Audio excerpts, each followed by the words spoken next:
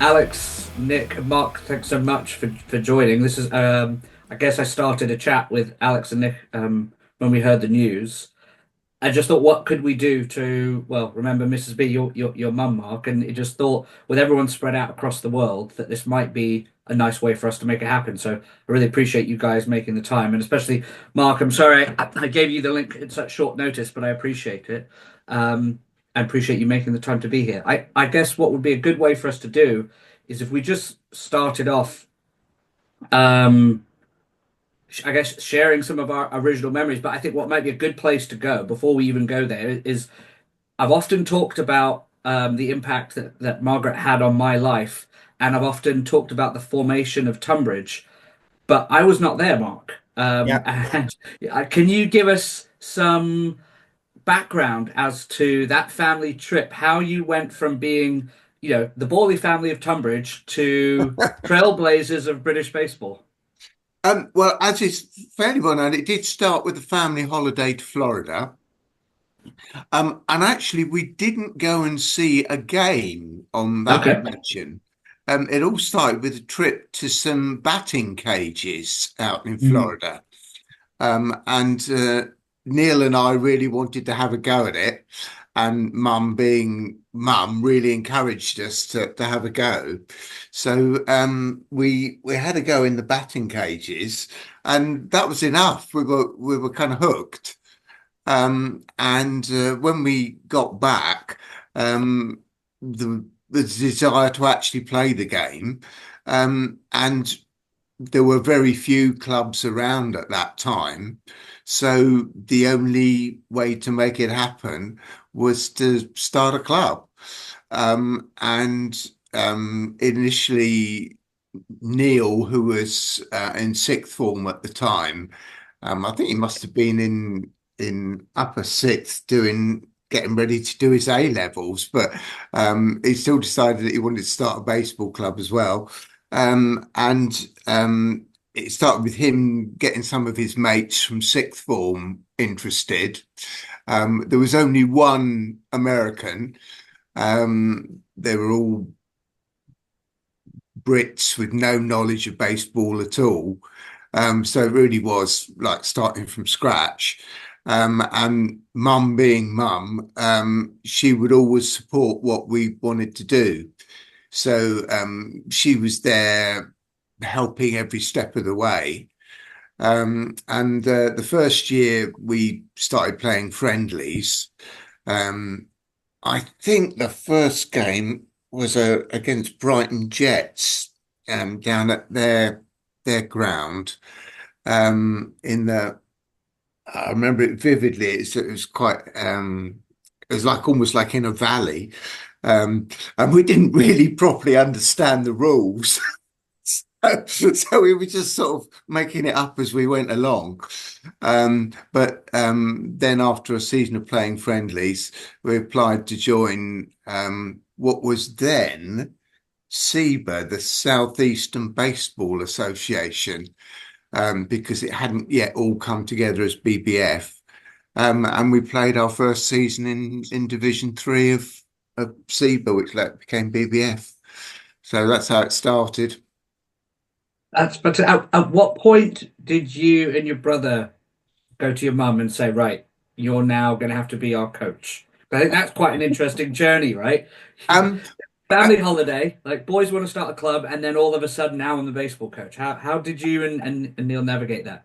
um, well, it was more my mum's initiative, actually, because she recognised that there was an opportunity here for young people, particularly, well, teenagers, but just, I mean, it wasn't.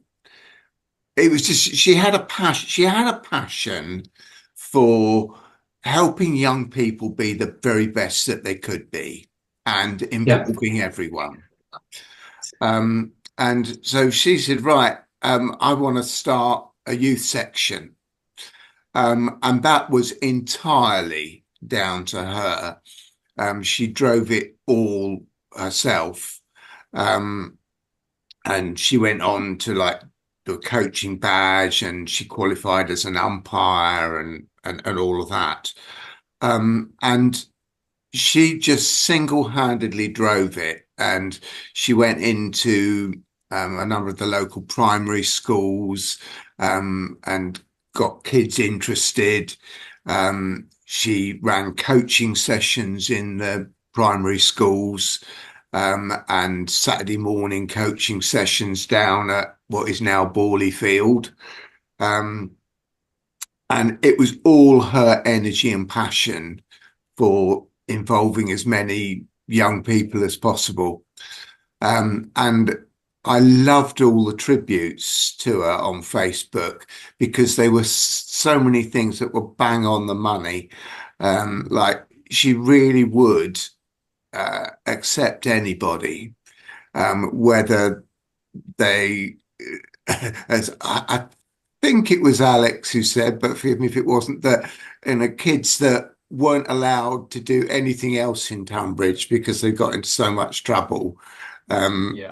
they were welcomed. The kids who couldn't really put one foot in front of the other, and as somebody put it, lumbered up to first base after hitting a nubber to brown ball. Everybody was welcomed and encouraged, and somehow she managed to navigate that line between being inclusive but trying to get the best out of everybody. She really did. It was incredible. I'm sure there are some anecdotes we can share throughout the call, but I just conscious the people that we have on the call, Alex, John, and then Nick. What were your introductions to Margaret? Like, where were you in your journey? I was 9 when I moved to the UK, and I've talked about my story plenty of times, but we'll come back to that later. But yeah, Alex, how old were you when you met Margaret? What was your journey into the club, and how did it feel coming down for that first interaction? So I remember Mrs. Borley telling that story about how she decided to start a youth team. She's like, well, my boys are playing baseball, so what do I know what to do, or what's my passion? Youth sports and opportunities for youth. Um, so I had an uncle that lived in New York, and my mum had been to visit and seen a game and come back with all his gear. And I was like, right, I want to play baseball. And my mum did some research and was like, well, there's a team in Tunbridge and they're starting a youth team. But there wasn't a youth team at the time. This was October 1988. There was a practice. It was obviously during the winter, because the practice was at the Angel Centre. And I went down there and I watched all these adults playing, and there was no other youth players at the time, and I was completely scared. And I said to my mum, I don't want to do it. I don't want to do it. But then the following spring, there were some practices, I think, being run at Haysbrook. Yeah. So I started going down there. There were 3 other people, so there were 4 of us, and we just practiced together, not enough for a team. And then we're in a hall at Haysbrook, and then when the weather was better, we moved out onto the fields. Yeah, she kind of gave me that first practice. I was scared because there were no other youth players, but she always made you sort of feel comfortable. And it doesn't matter, other kids are going to show up, and she was right. Within a year, we just had enough. I think we had enough for 3 teams before the year was out. Yeah, I sort of I think the 3 people that were there before me all left, but everyone all my friends at my school came along, and obviously Nick, you and your brothers and all joined, and we had so many kids, and and that was that. I was completely hooked, and I do, what you said about your mum's sort of passion for youth sports always stuck with me, and it always stood out how how inclusive she was of everybody. And I've told this story to everybody that I know because it's one of my favorite stories, but I'll tell it again. I was in my 20s. Many years later, I'd been to America. I'd come back, and I was in Tunbridge with my girlfriend at a pub, at the Hog's Head, I think it was. And this guy walks in with face tattoos and gold teeth and like sovereign rings. And my girlfriend said, "Oh, that's the hardest man in Tunbridge." There, I can't remember his name. That's the hardest man in Tunbridge. Don't want to mess with him. Anyway, half an hour later, he makes a beeline over to me, comes right up to me, goes, "Is your name Alex?" I'm like, "Yeah, yeah, that's me." He goes, "Oh, you play baseball, don't you?" I'm like, "Yeah, I do." And then he just goes into this story about Mrs. Borley and how, oh, Mrs. Borley, she was the only person that ever gave me a chance. Nobody wanted me on their team. Everyone always kicked me out. I was always getting in trouble as a kid, and she was the only one who gave me a chance. I sort of got the impression that he was just kind of like kicked out of the house early hours and then told not to come back until the evening, and he could just do whatever he wanted and was just getting up to mischief and getting into trouble. But he came down to baseball, probably the allure of a baseball bat, and was given a chance to play. And there was no nonsense allowed. Like he had to be a part of the team and do things right, and he did, and he really enjoyed it, and it was the only time in his life he was ever able to be part of a team. So that's sort of a probably an extreme example, but that's sort of the kind of stories you hear about Mrs. Borley and how, if no one else gives you a chance, if everyone else says, no, we're not having that kid in this team, he's trouble, she'll give him a chance. I think you're right, Alex. I think that sums Margaret up in a nutshell. And I'm sure if my twin brother Ben was online, he'd say the same thing. He was a bit of a tearaway, and she got him on the straight and narrow. So I can kind of pick up from where you left off, if that's okay, Alex.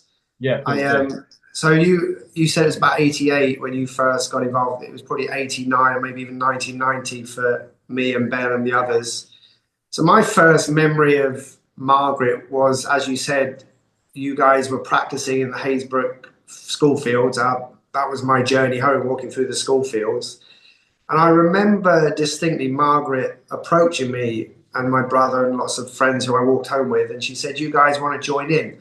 So it was actually a little bit of a delay for me because I was having lots of dental treatment at that time. So my brother Ben and Martin Barker, Stephen Thwaites, all those guys that we walked home with, they all joined in and was telling me this fantastic lady, baseball's brilliant. I'm like, I can't go, I've got these appointments. So in the end, I did join in, and I absolutely, as you did, fell in love with her, but also the sport through her encouragement, And actually, I can actually probably cite the fact that I still have very bad teeth to the fact that I did fall in love with Margaret and her instruction because I stopped going to the dental appointments.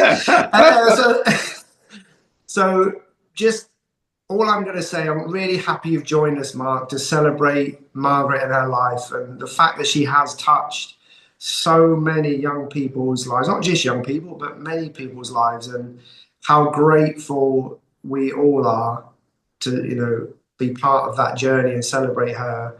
Because I can cite two women in my life, and she was the first woman in my life that really helped to shape and sculpt the man and the human being that I became as an adult. I'm genuinely grateful for her, and thank you to Margaret.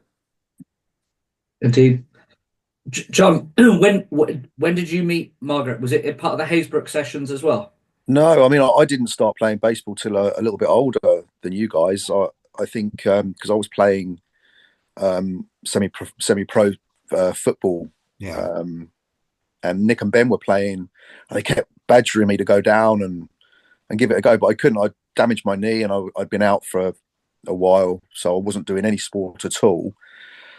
And so I decided, I'll just go down and have a look, see what the fuss is all about, and headed down, and I just turned up and down at the Slade Borley field, and I just remember seeing lots of people running around, and this little lady in the middle of them just directing everyone, and I was just like, what's going on? What's going on here?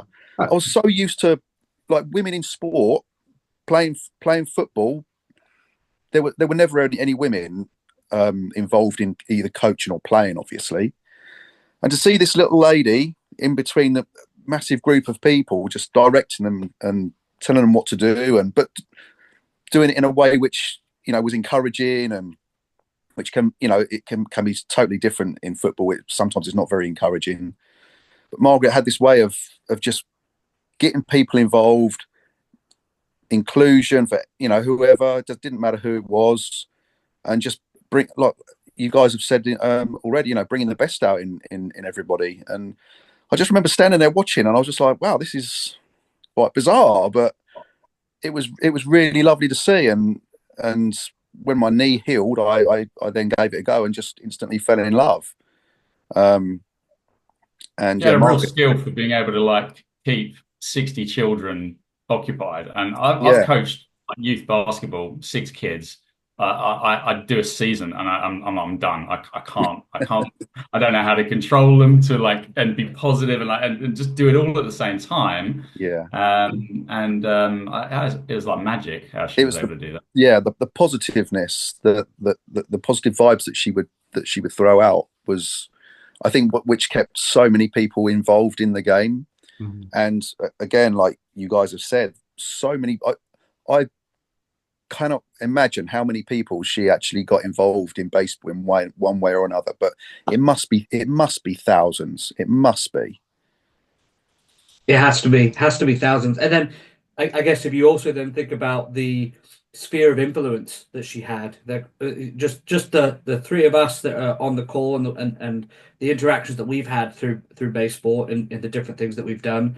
But then you look at the connections she built with Brighton and the connections she built with Bracknell and Paul Vernon and so many other people. When people throw around the term the grandmother of British baseball, but it is true. She is right at the middle of so much of it. I think one of the ripple effects was that it encouraged women to get involved in baseball. Yes. Yeah. So I know Amanda Hocking looked up to my mum as the inspiration for getting women's baseball seriously off the ground. That was kind of like one of those ripple effects of her influence. I made a note that it wasn't even just Amanda Hocking and the work that she's done with the women's baseball. All the way back when I was playing, I remember we had, I can't remember their last names right now, but Gemma and Louise were on our team. Yes. And the thing I loved about it, because, I would have been, I don't know, 11, 12. You're just figuring out. You're just playing. I'd come from the States. The best pitcher on our team was a girl. We'd come here and we had girls on our team, and all of a sudden someone started this kind of, girls play softball and boys play baseball.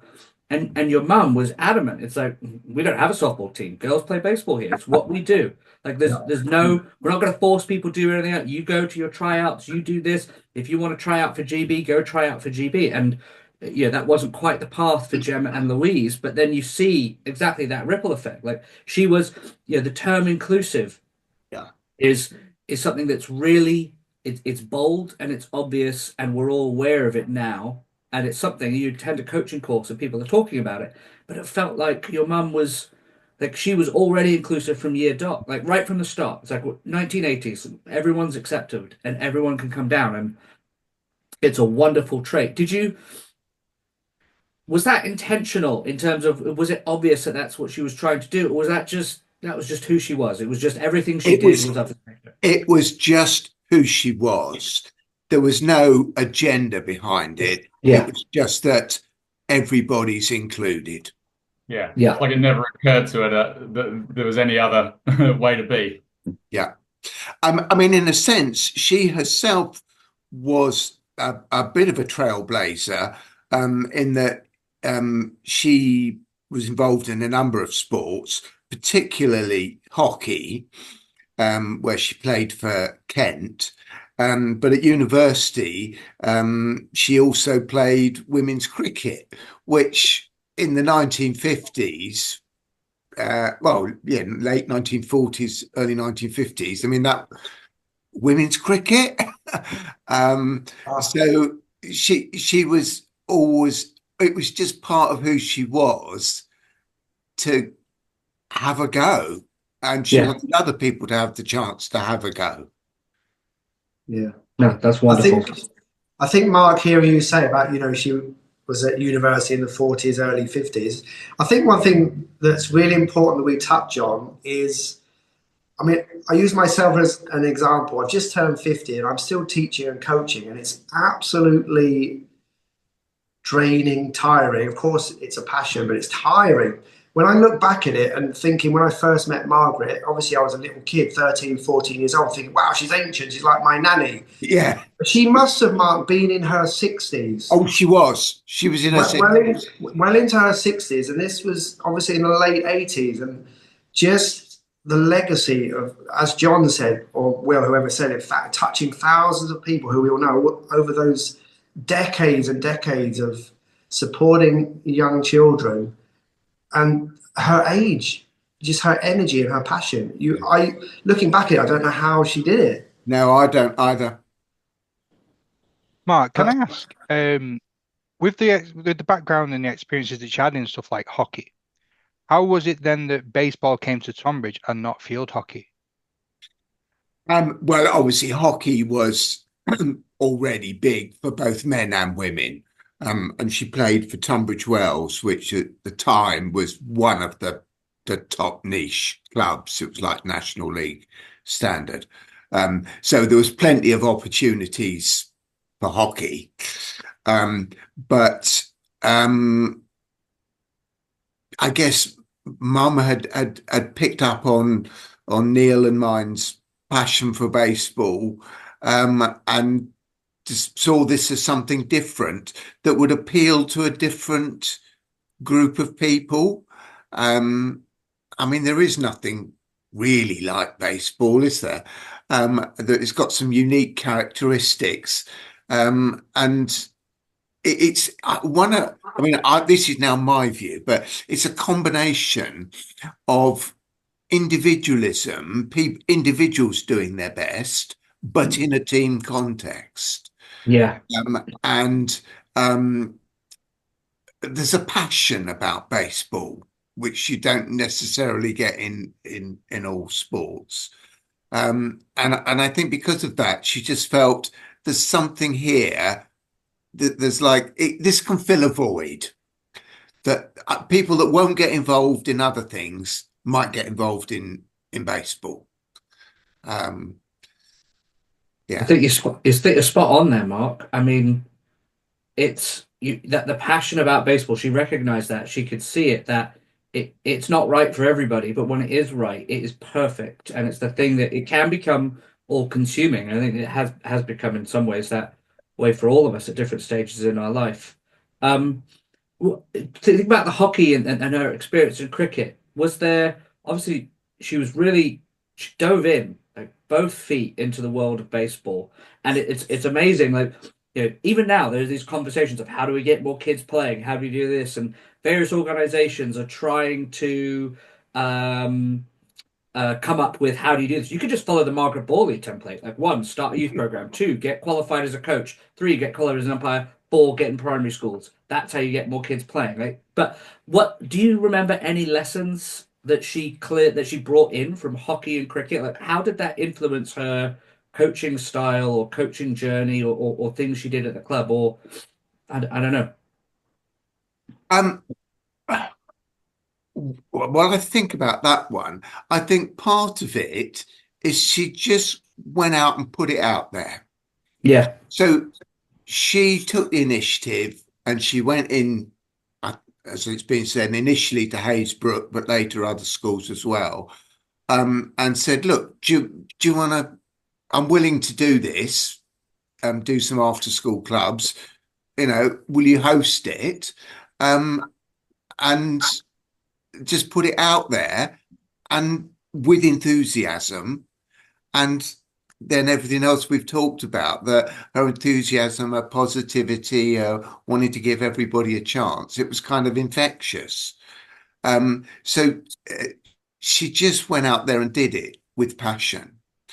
And I think that's what really made it happen. I mean, obviously she'd picked up from her other sporting experiences, lots of stuff about, effective ways of coaching and how you get the best out of people. So she brought those skills to it. I couldn't put my finger on anything particular, but I think this idea that somehow she managed to kind of set some boundaries and parameters, and like, we're going to do this properly, and you're not going to take the mick, and we're not going to tolerate people that play up. If you played up somewhere else, that's fine, but when you come here, you play by the rules. And yet make those people that probably didn't like playing by the rules, actually there was something about her and what she was trying to do that said to people, oh, okay, I will then. I'll play the game the way she says it's got to be played. Yeah. I love that. I guess cricket especially, but hockey to a degree also has this quite traditional, especially in the 80s, quite traditional way of doing things. Like, this is the way we do it. So if you take that mentality and transplant it into a new sport, which also thrives on discipline, you can see how that personality innately becomes like, we're going to do things the right way. We're going to do things this. I mean, I feel incredibly fortunate that that was my introduction to baseball in this country. Like, we talked about the program, but and the steps she made, but even the initiatives around spreading the word within the community. Like, there was always an article that was written up every week in the Courier that covered across Tunbridge and Tunbridge Wells and other press.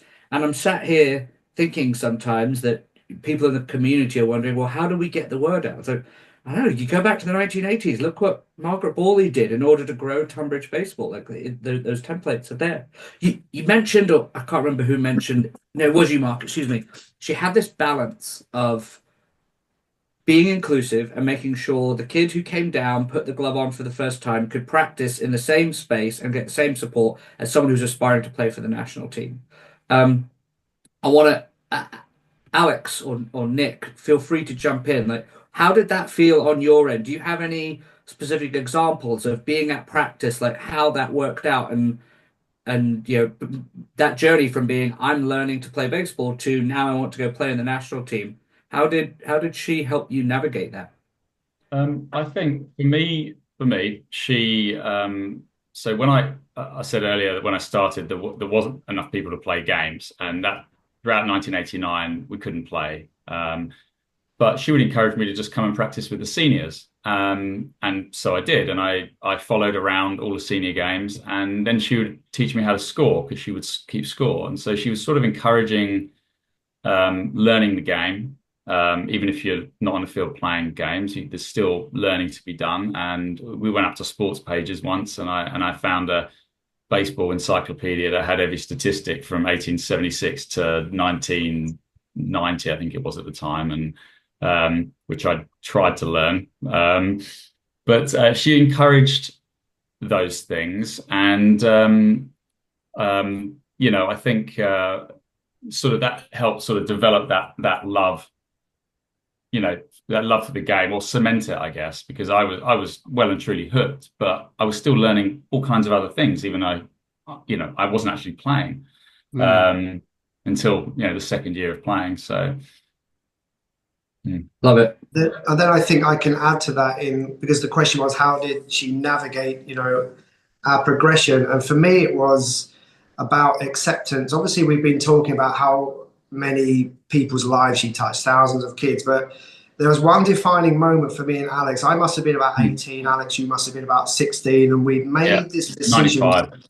We love this game, we want to be the best that we can possibly be, and it ultimately led us to make the decision that we needed to walk up that very steep hill. What was the road called? Was it Beacon Drive?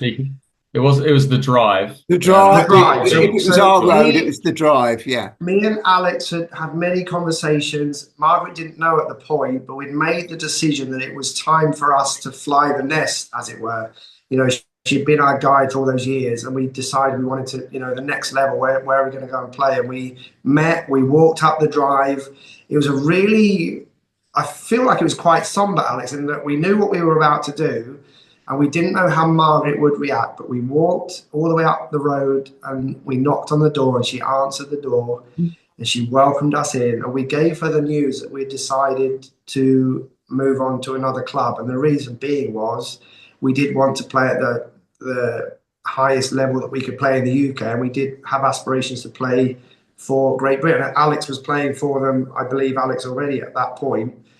So really it was the message, and the answer to your question was that she was so accepting of that, and she gave us her blessing to do what was right for us.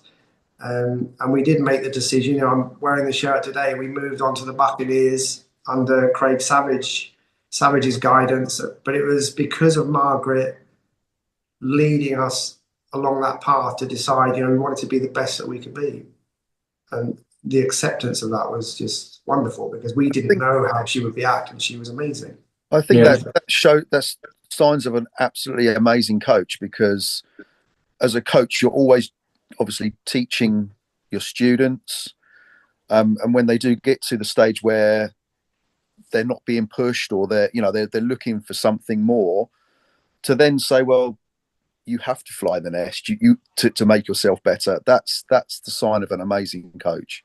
Yeah, it is. I think Nick and I are the same. Also, we both had aspirations to go to America at that point, and I think we sort of both decided that we needed to play in the top league in Britain in order to sort of prepare us as best as possible to go to the States. And she just basically, I mean, at the end of the day, it wasn't even a case of, her accepting it. It's what she wanted. Like, she wanted she wanted to develop people to be the best that they could be.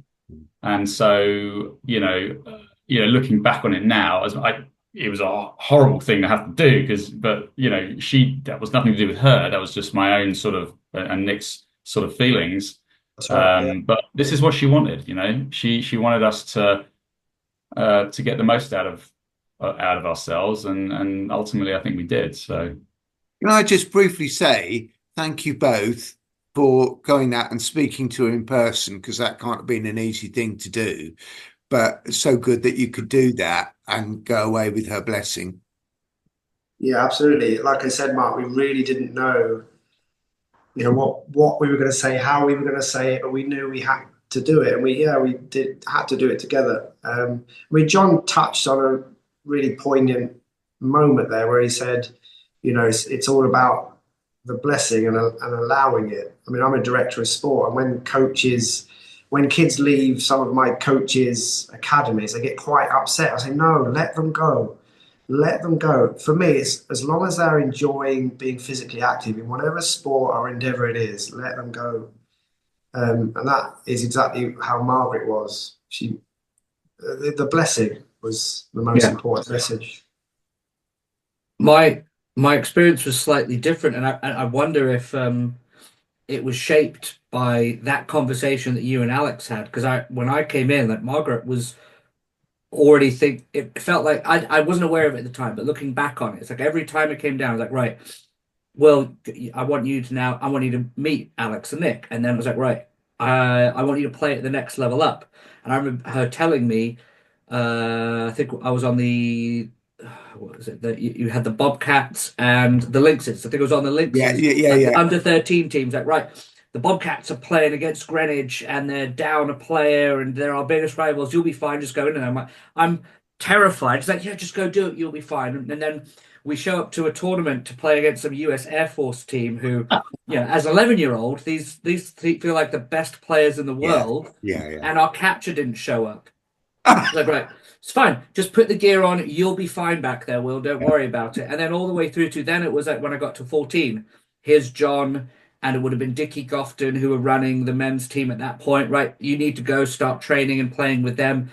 We've still got youth games on the Saturday, so don't miss those, because that was her thing, right? It's like inclusive, and we want to support everyone, but when there's a game, like, you better be there because we're going to win. And then she formed that. There was a relationship with Brighton and Craig Savage right when I was about 16, and I afforded some player movement, and it almost felt like she was pushing me towards that path already. So whatever journey that she'd gone on with you and with you, Nick and Alex, it kind of felt like it informed her, like, okay, this is now what the player pathway needs to be. There's only so much I can do here. Yeah, it's wonderful, really good. I think you made a really good point there, Will, that she would encourage youngsters to step up to the senior team at the earliest opportunity, Yeah, to develop them more than anything else. And I think that's a really smart observation, because I remember her doing that a lot. I yeah, remember having a lot of youngsters coming in and playing a little bit in the senior games, and that was important for their development. yeah, Well, that's actually a legacy that she still has, and I say that to kids all the time. I'm like, because I'm in Australia, and there are more teams in Perth than there are over there, and most teams have multiple different ability levels, state league reserves, A, B, C, D, E, F, multiple youth levels too. Team I'm playing for right now is a smaller club, and when the youth sort of get to sort of 15, 16, they can go off to a bigger club where they've got sort of more advanced youth levels. But I always say the same thing to them, and it's the same thing that I learned from playing at Tunbridge, and that is, you're not going to get a better education than playing against grown-ups when you're a kid. And I started playing seniors when I was 13. Yeah. I remember I got taken out by a 100-kilo American dude when I was catching for Brighton when I was 16. Nothing sort of rings your bell like that when you're like a scrawny kid, and it's like these guys are competitive. They don't let up on you just because you're a kid. They don't let up on you at all. So it's an education. So yeah, she always encouraged that, and Will and Nick, you would have been in the same boat as me, and that is you playing all day Saturday and playing all day Sunday because you were playing juniors and seniors at the same time. I think also I just want to say that if you're a coach of an adult team, you're going to want 14, 15-year-olds that run like the wind, rather than having some big fat 45-year-old dude running up the bases, taking 30 seconds to get to first base. So I think I know which one I'd prefer. I never thought you'd see me play, John. Matt, you put on a really interesting post question about did anybody got any personal memories of how Margaret influenced them, something like that? Yeah, it was more like any messages or any sort of personal advice that she may have given you, either like something inspirational or something that stuck with you, to something that may have changed your way of thinking or maybe set you on a different path, just something on those lines. Because you just have to look at the tributes and the things that people are saying, and even this chat about the inspiration that she was. There must have been some sort of inspiring, motivational. Oh, there's so many, but it's not sort of like not like a one-liner or anything like that. Like there's no Churchill quotes that I can remember, but there's definitely just so much about like every day, that just the way she encouraged you to play. I think I said when I posted on Facebook that she taught me about fair play, sportsmanship, and that like winning wasn't everything. Winning wasn't really even that important to her. Yet we always won. So it's like, well, there's something to that approach, right? If you have a bunch of people who love what they do, they love playing, they're going to want to do more of it, and they're going to want to get better. And it never really felt like a grind when I was under her tutelage. I think we've broached on the subject of inclusion already, but I think like for myself, I've gone down the route of I love coaching youth as Margaret did. Same with Will. I know Will's very heavily involved in youth as well. But the inclusion, it's like we have every kind of ability within our club. We've got kids on the SCN, You know, we've got boys, we've got girls. It's the same. We've got the same philosophy, like everyone's included, and I think that's the biggest thing for me that I would take away from Margaret. How about you, Nick? Yeah, I kind of agree with well, I don't kind of agree. I do absolutely agree with all the sentiments there. For me, it's, again, we were just kids. You know, you don't have deep and meaningfuls with, you know, people, you know, generations away from you. You just, for me, what's the saying that you'll never forget how someone makes you feel. So again, I can't quote anything like Alex mentioned. It's more about that I always felt a sense of belonging and a sense of welcome and a sense of love and respect from Margaret. You know, I did see her as a second grandparent, a second grandmother.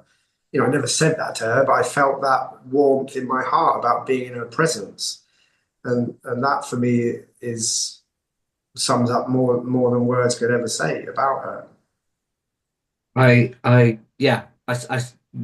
triple all of that, and it's such a relief to hear you guys say that, because I think in preparation for this call, I was thinking, oh, what's the quote I can remember, and there just isn't. There isn't a one word or a paragraph or a sentence. I guess the closest I got was that story about me learning, or for the first time having to catch, that you'll just be fine. And it feels like every step of the way, it's like a little bit of a nudge. You'll just be fine catching. You'll just be fine playing upper level. You'll just be fine going to national team trials. You'll just be fine even now, starting a youth team and a youth program and just getting on with it like that. But you're right, the love and support, that even when it's a bit tough, like, it didn't matter. Like, it was still, it was always there. I also think she was ahead of her time in terms of managing the mental game in baseball. I think about her attitude in games. Like, if you made a physical mistake, she didn't really give you a hard time. Like, it was just carry on. Like, we'll work at practice. If you made a mistake because you weren't focusing, or you'd forgotten to get your batting helmet and you weren't in order, well, not all hell would break loose, but she would get, the stern voice would come out. And Yeah. that's the stuff that she would hold you account. It's not that you weren't in the right position to catch the ball, or the pitcher was throwing too hard that day. It was, you weren't mentally ready. You didn't do the little things, and that influenced me as a player, but especially as a coach. That I was noticed. that was I noticed we got another guest on the call. Craig Savage has just joined. Oh, Craig, thanks for joining us. Yeah, sorry, I've just come into the office, and I just saw Nick's message first, and then I saw yours, Will. So No, thank you so much. I We're just disappear shortly, so I'm sorry about that. But I just thought I'd like to just jump in and catch a few minutes with everybody. No, please do. Could you maybe share what was your first interaction with Margaret? And we've talked quite great lengths about the transition of players from Tunbridge to Brighton. Maybe you could share that relationship, how you and Margaret forged that, and yeah, how it went from there. Yeah, I met, unlike you guys, I didn't meet her as young lads. I met her as an adult, and I remember meeting her for the first time. She scared the living daylights out of me. Sorry, Mark. She was. I just remember her. I remember her fondly, but my initial thought was, who's this scary lady? And but the one thing that struck me about your mum, Mark, is how she was just open to everything and everybody around baseball. And I know, her background was in hockey. Hockey primarily, yeah. Yeah, and I just thought to myself, what a lovely lady, the way she gives her time, and she was always so dedicated to the kids. And I have memories of seeing her at BBF AGMs back in the day. And she was, she's always there to say hello and have a quick chat. Just a lovely, lovely lady. And I know, having, lost my own mum recently, everything comes to an end, but I think at 95, it's important to realise, as I did with my mum, and I'm quite pragmatic about my dad, being very old. You know, living a great life, living a really, really great life, and doing some wonderful things and being remembered for the things that she did. Even though I think that Margaret was never the type of person that, I don't feel she ever wanted praise for what she did. I think She didn't do it for that reason. no, she was just there to help everyone. And I think it's interesting what Alex says about you know, she took on board so many kids from around Tunbridge, just got banned from everything else, which I just, you know, that's very typical. I think that's very typical of her.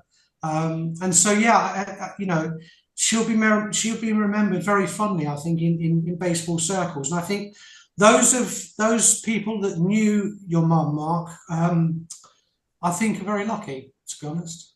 Thank you. Craig, how did she scare you? She was very well spoken, and yeah, I wasn't. I really wasn't. Well, Craig, I'm guessing that you must have worked out fairly quickly that she didn't care how you spoke. No, I did. Would it be fair to say also she didn't suffer fools gladly? There was an element of that in that, and I think that's one of the reasons why she got the best out of people, is that she kind of expected the best out of people. So, you know, if you want to play baseball, then, you know, apply yourself to it. Yeah. You know, don't sort of sit out there in left field daydreaming because the ball doesn't come to you very often. Be alert so that when it does come, you're ready. Yeah. So there was that sense of, and this I experienced this as a child, that kind of there was a sense of, yeah, I don't know whether expectation's the right word, but setting the bar high. You know, don't settle for just bumbling along. I don't think there's anything. Like there's I've nothing been to wrong a with couple of that. AGMs with her as well, and you know, you sort of definitely see that. Like, you know, when first of all, people really listen to her at AGMs, and there tends to be a lot of you know, kind of little battles going on in British baseball, as you get in pretty much every you know, any sort of small communities like that. But when Margaret spoke, people listened, and she was always quite particular about what was right for the most amount of people, like what was the best course of action, I should say. You know, and yeah. There was always purpose behind what she said, wasn't there? Did you not find that? Yeah, she wouldn't say things just for the sake of having something to say. Oh no. So I will remember her fondly, and you know, baseball. She deserves respect from the community. There's no doubt about it, because I think your mum was one of a kind, if I'm honest. Mm-hmm. I don't, you know, I'm not involved with parents and stuff now, but Will, you might know this, but I don't think there's anybody out there even close to Margaret. Yeah, I agree.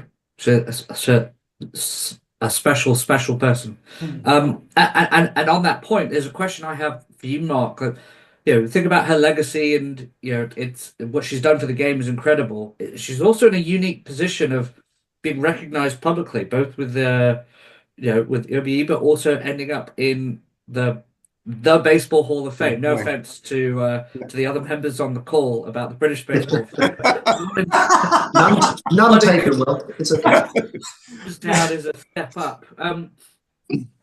Did you know when the ball was sent around the world for everyone to sign, and for anyone who's listening that is not familiar with or not aware of the concept, I think it was to mark the turn of the millennium, Major League Baseball sent a baseball around the world to be signed by people who were significant significant or done a job of developing baseball or represented baseball in their country. So the people that were nominated, I think the US was Hank Aaron, Oh my God. Japan was Sadahara O, and then the British Baseball Federation nominated Margaret Borley, which is incredible. Did you know that was coming? Like, did she tell you about it, or did you find out like the rest of us when the press release came out?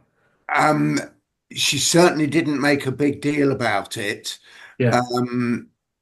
I'm actually struggling to remember whether she. I think she sort of might have mentioned it in passing, but I don't think. Well, I don't recall realizing what a big deal it was.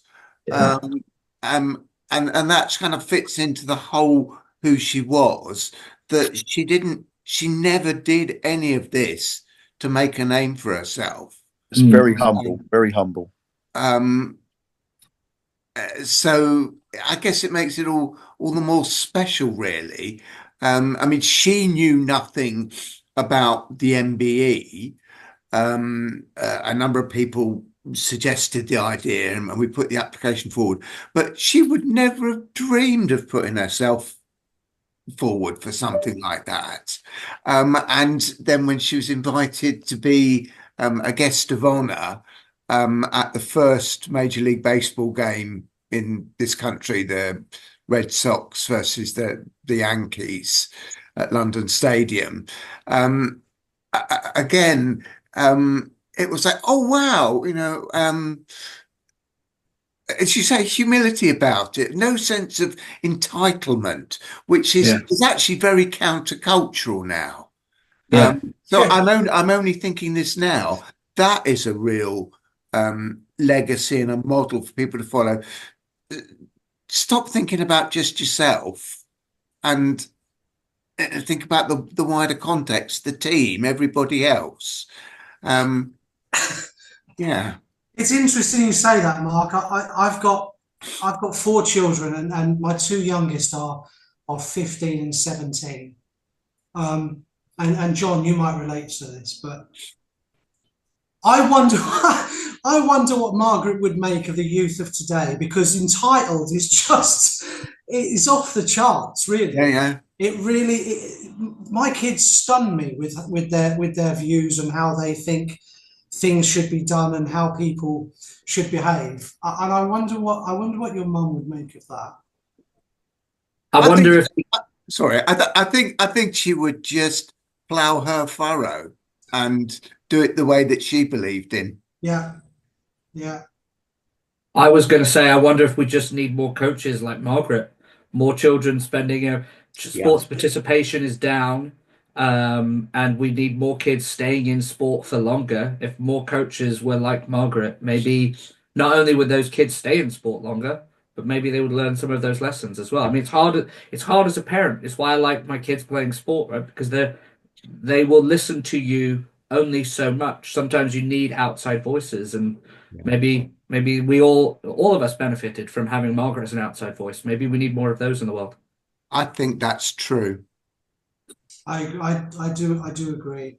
I do agree. I think with the way things are now, that's why I say I wonder what she would make of everyone just, I'm using my own kids as an example at their age, just sitting in their bedroom, tapping on a keyboard with a pair of headphones on. And it just blows my mind. And Margaret was of a time when we weren't doing that, were we? We just weren't doing that. We were out, you as a kid, you couldn't keep me in the house. I was anywhere and everywhere. And I'm sure you guys were all the same. It's only been in the last sort of 10 years that things have changed so much. But I think you're right, Mark. She would have just ploughed her furrow and just and kept doing what she did. And I think that's the answer. It's to do what she did and say to people, come on, give it a go. If you don't like it, you don't have to stay. But once you come along and you get involved and you feel that sense of warmth and inclusion, that's something you can't get sitting in your bedroom. No, absolutely. Playing the entitled game. So it's just get involved and experience something different. And that will then start to change lives. And as we've all said, there were kids that the idea of playing by the rules and responding to discipline was completely alien when they got involved with baseball with Margaret. But having experienced it, they bought into it and it changed them. I don't believe for a moment that Nick and Alex were two of those kids, or John or Will. I'm sure But they're Ben was. superb. But Ben was definitely one of those kids. Why did I not mention Ben? Yeah. Yes. I'm conscious we're probably drawing close to the hour mark. I want to hand it back to Matt now, just so he can maybe steer us through how we want to close off the call and the tribute to Margaret. Cheers, Will. Thanks again for organising and arranging. For me, it was like what we spoke on time ago, didn't we, Will, about trying to arrange a chat with Margaret. I think it was just before COVID. Said she'd make a great guest, and we weren't ever able to make it happen. And hearing all these wonderful things said about an amazing person, really wish it was something that we'd been able to sort out. But I think she would be, from what you've been saying, would be absolutely flattered by what you've had to say. And She'd be very touched. And there's a lot of other tributes that have come in as well from around the country, from people from Tonbridge, and they'll be included at the end of this chat as well. Doris has messaged as well saying she's really sorry she couldn't make the call, but she sends a love to everybody. I know she wanted to be part of this too. But as far as wrapping it up, it's I suppose it's just to say thank you for joining me and taking time out of your day to be a part of this special episode, and just the stories you've shared have been wonderful, and it's just a shame that it couldn't have been, for happier reasons. But I suppose a celebration of life. Absolutely. Yeah, for Thank me, you for this you guys is. setting this up, and I like it's. Yeah, I appreciate you guys going to the effort of arranging this, and I also I want to I got a chance to say thank you to Mrs. Borley when I was quite a lot older, had my own kids, and I took them to meet her, and she gave them these little there were little bits of jewelry that she'd made, and I got a chance to tell her thank you one last time, and sort of relay some of my sentiment to her. So yeah, it was thank you, Mrs. B.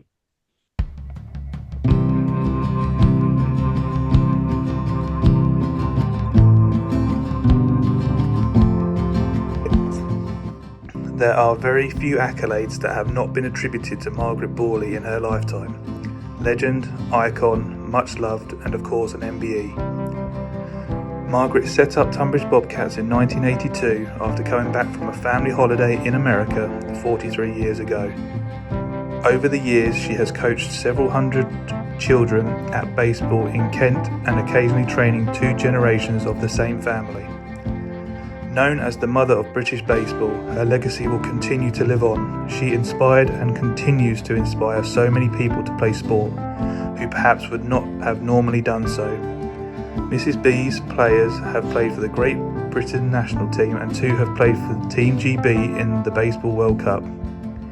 Mrs. B is recognised in both the British and American Baseball Halls of Fame and is the honorary president of Tonbridge Baseball Club. In 2018, in honour of her leadership, we named our brand new baseball diamond Borley Field. We celebrate the massive contribution to British baseball and our community that Margaret Borley has made. She is already sorely missed, but will never be forgotten. That comes from David Moat. Mark says, any cards or messages that I'd exchange with Mrs. Borley, I would sign them off with Mark number 9, as this is my squad number. When I visited her in Hilden Heights home, I was taken to where Miss B was sitting, waiting, wearing the Red Sox jacket with a capital B on the front that I had given her, and she greeted me with, there he is, Mark number 9, a sweet memory. I'm thankful to have known Mrs B more than she'll know and will miss our chats at Borley Field. Rest in peace, Mrs Borley. Thank you for everything. In 2021, I was voted in as Tunbridge Bobcats captain, and it was genuinely one of the proudest moments in my life. To be captain of such a historic team is something special and a role I don't take lightly. Seeing Mrs Borley's enthusiasm and support throughout the years I've been a part of Tunbridge Baseball Club was inspirational, and still is. We would regularly see her on Sundays when she would make her way down to Borley Field with a fold-out chair and support us, whilst sharing a hello and a big smile with all in attendance. I think the best quote from Mrs Borley that I can think of is this: "It doesn't matter if you lumbered up to first base, if you enjoyed the game you are very, very welcome to come and play." And that's what we have to be grateful for. A lady who set the precedent for baseball being fun and inclusive no matter what. A lady who I may not have known for as long as other people, but who has had an incredible impact on me personally and who is held in such high regard in the baseball community, not just in the UK but internationally. Thank you, Mrs B.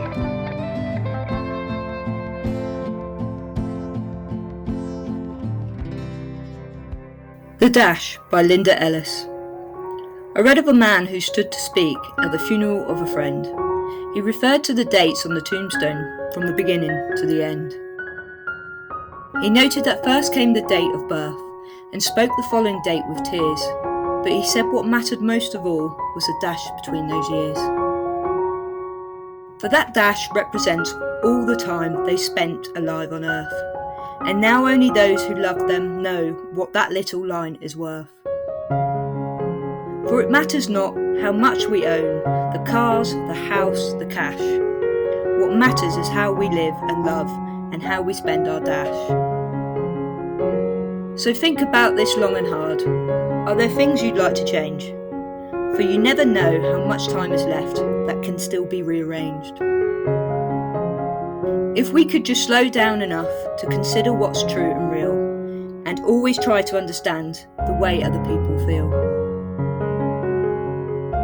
And be less quick to anger and show appreciation more, and love the people in our lives like we've never loved before.